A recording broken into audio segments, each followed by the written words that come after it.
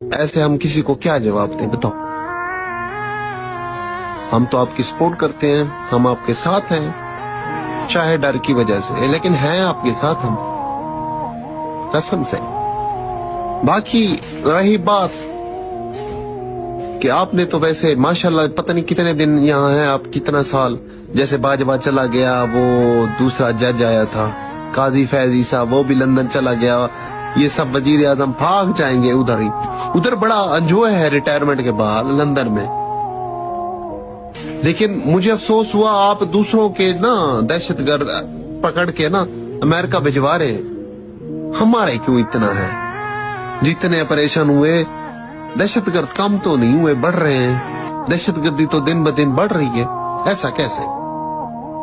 थोड़ा सा ऐसे आवाम को दिखाने के लिए ना ऑपरेशन वगैरह कर लिया करें, बंदे मार लिया करें, चाहे हमारे मार ले, अपने मार ले।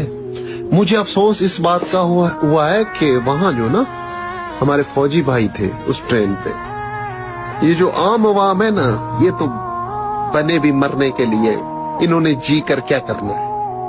कौन सा झंडे गाड़ने, कौन सा इन्होंने आर्मी चीफ बनना है, कौन सा इनके पास तालीम है, इतना सहूलत है कि ये पढ़ लिख के ना आर्मी चीफ बन जाएंगे या कोई बड़े ऑफिसर बन जाएंगे?